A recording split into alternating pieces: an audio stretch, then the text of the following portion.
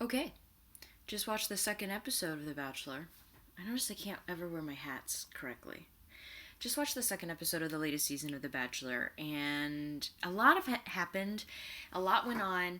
I didn't take any notes because I just wanted to lay. I watched The Bachelor. I wonder if I can demonstrate to you the way that I watch the show. So, here we are on my bed, and this is the bathroom. And this is me watching The Bachelor.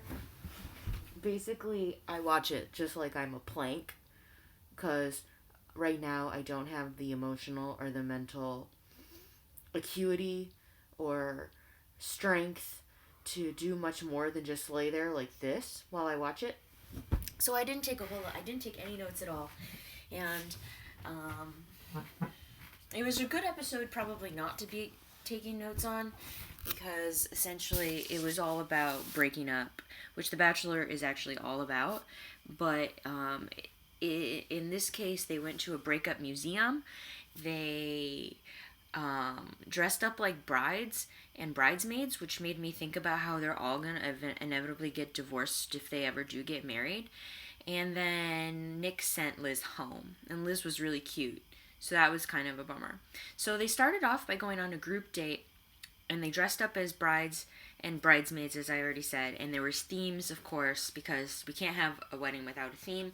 And so, like, Vanessa, the cute Canadian, she was an 80s bride. There was a shotgun wedding bride, and that was the dolphin. And then there were the other girls whose names I don't really know, or they lack a personality. And there was one girl named Brittany, and I remember Brittany's name just because all she had to wear was just a bikini bottom. And then there was Corinne, who was a bikini bride, because that's a thing. So they all take their pictures, and not all the women get to be brides, which I think is kind of weird. Like, how did they decide who's going to be a bride and who's going to be a bridesmaid? But they take these pictures with the fancy Italian photographer who wore this kind of cool short suit. I really liked the sleeves. Like, I'm really into, it's like a kid asked the other day, they were like, "Aren't you cold?" And I was like, "No, like, I mean, yes, I'm cold. That's why I'm bundled in this scarf." But they were like, "Well, why don't you wear sleeves?" And I was like, "Shut the fuck up. I don't wear sleeves." I didn't tell them to shut the fuck up, but I told them, I was like, "I don't wear sleeves. Don't judge my life choices." And I really am into when I wear my short sleeve shirts that aren't just, because if I have like a full on cuff, I just roll it up, I want to look, hot and sexy for all the ladies who aren't looking this way. That's what I do. But if I have a short sleeve, I like the cuff. And this guy had a cuff on his sleeve. That was a long story to just say that. So they took a lot of photographs, and then it's very, very odd because it's very, very clear, as I said last week, that Corinne was going to be the season's villain. She takes off her top in the pool when she's with Nick so that she can be bare-breasted, because she's very, very jealous that Brittany is already bare-breasted, and she is naked, pressed on to Nick, and then she turns around in the pool and has Nick actually cup her breasts. And I can't think of how many times in this episode they actually use the word boobs, and I don't care for that. I call them breasts. It's clinical. It's clinical. This is why no one wants to be with me. I'm probably too clinical. But they were breasts. But they said the word boobs. Ugh, I just don't like it. It just sounds bouncy. Maybe that's why. Maybe that's why they're called that. And there's nothing wrong with it. I'm fine with it. It's because I don't know where to look. Like, I'm always really worried that I'm gonna stare. So I go out of my way not to look, which is another reason why people think I probably don't like them, because I go out of my way not to look, and probably the more I like you, the less I can look at you, which is definitely the case right now. But that's depressing. So she does that. All the girls are jealous. Taylor is especially kind of taken aback by this. She was like a princess bride or something like that. I don't know. And Corinne was so goddamn drunk during this whole thing. So, like, they do this. Corinne actually ends up winning the thing. She has the best chemistry with Nick, which is so weird. And it's so funny because they talk about it. They're like, "Oh my god, he's the only thing I can think about." It's like, okay, here's why he's the only thing you can think about. You've been in the house for a day. You're there specifically to be on The Bachelor so you can date him. That's why he's the only thing you can think about. You're also drunk the whole time. You're surrounded by women who are also talking and thinking about him. And you're drunk the whole time. And your entire day revolves around him. yes, you are going to be thinking about him all the time. That's just how this works. Christ. But she ends up winning because she has the best chemistry with him. I don't think she gets anything except for an additional photo shoot. And then they go on the whole awkward dinner part of the date, and Nick is like, I've done this so many times, like, I understand that it's awkward. And it's like, and he's so fucking awkward. Nick really, really bothered me in this episode, and for once it's not because I identify with his rejection, it's just because he's not a good bachelor. He was the wrong person to pick as the bachelor. Luke would have been a much better pick for the bachelor. Nick is so awkward in his conversations. He has no interest in anything that they're saying. And I think he's a big ass hypocrite, but we'll get to that maybe a little bit later.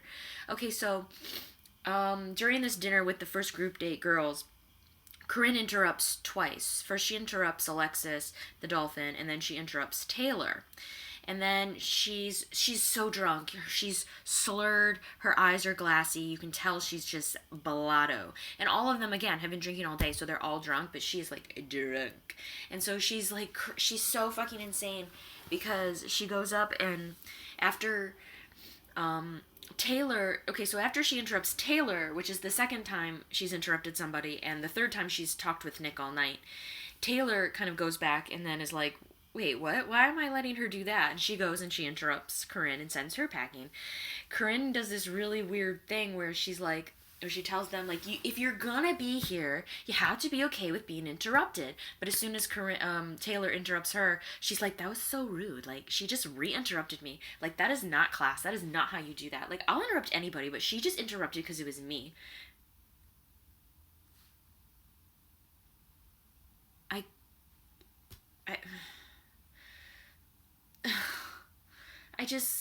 I want to die. For so many reasons, but that's a big one. So afterwards, she and Taylor talk very awkwardly, and she's like, "Are you okay? Like, are you okay?" And Taylor's like, "I'm fine." She's like, "Blah," and then she goes into this really crazy drunk ass speech about interrupting, and it's a lot. So that happened. Nick gives the group date rose, to Corinne, and all the girls who are there are like, maybe he's just into an ass, like the ass, like. A person who is an ass but has an ass that he can fuck is basically it. Because they're like, how on earth? And they're incredibly right. Nick is not there for an actual relationship. He's there to get some hot pieces and to appear on TV.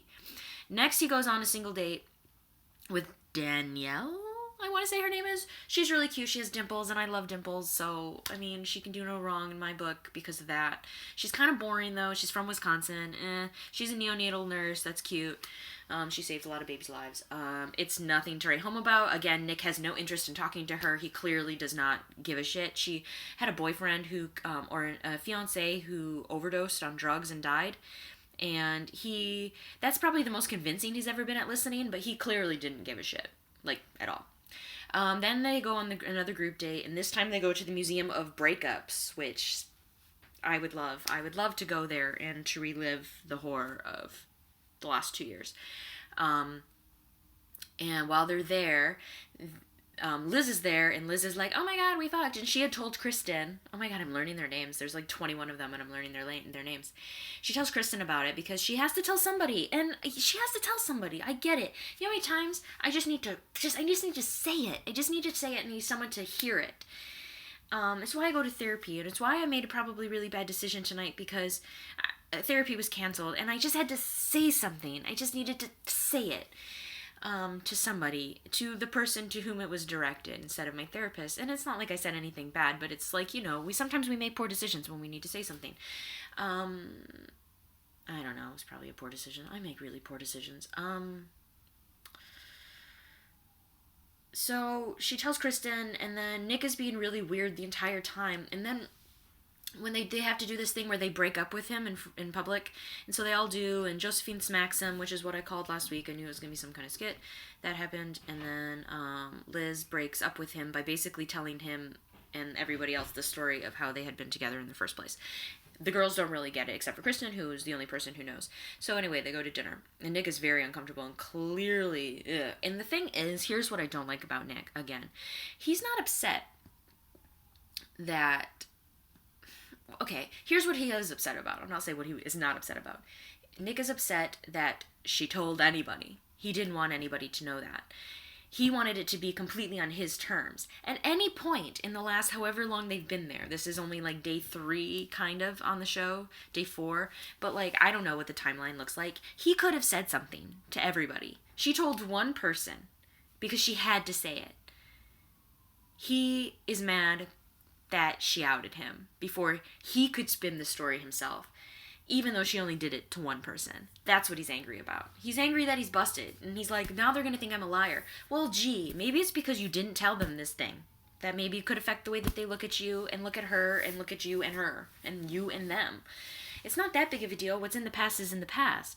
But the way he's reacting to it means that it's not so much the fact that it happened. It's just the fact that it didn't come out on his terms. That it's almost like she's not allowed to have her own story here. She's not allowed to have her own say. And that's gross. And so then they go on the group date thing and they talk, blah, blah, blah. And he pulls Liz aside and he's like, well, I need to figure out if she's here for me or if she's here to be on TV. And I'm like, Nick, you have been on this show. This is your 4th show. You were on Andy's season. You came back for Caitlyn's season. And if anything, that was thirsty as hell. You and Caitlyn had this connection on Twitter. Well, you didn't say much to her, did you? You had to come on the show. How is that any different from what Liz is doing? A hypocrite? Oh, hypocrisy? Oh. So, fuck you. Just fuck you. Fuck you. So he lets Liz go, and I'm sad because she was really cute. I think she also had a dimple, which I'm totally into.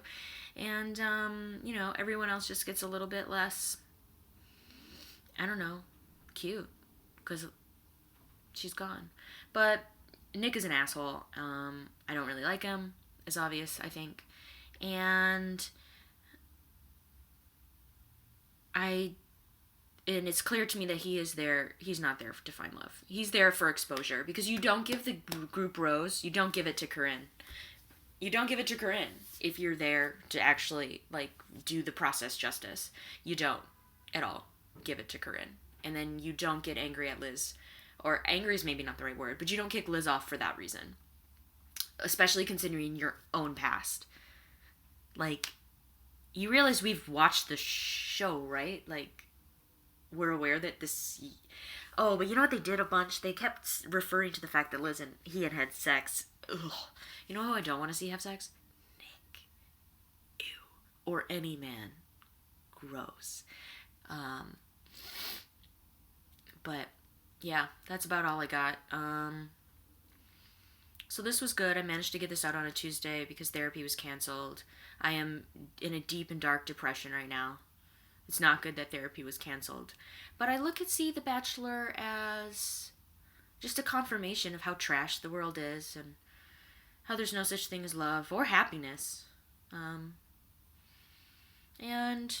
I think I'm really going to follow this season closely in just hopes that Nick's hopes are dashed. Just as mine are. Yes. I'm petty. Yeah, I am petty. No, I guess I hope it works out for him, but he makes really shitty decisions, so it won't. And it's best not to get too hopeful for Nick. I don't want to be dashed by someone else's hopes. I think that's about it. I guess I'll go to sleep now. It's 9:11. So, I guess I'll do that. We'll see you next week.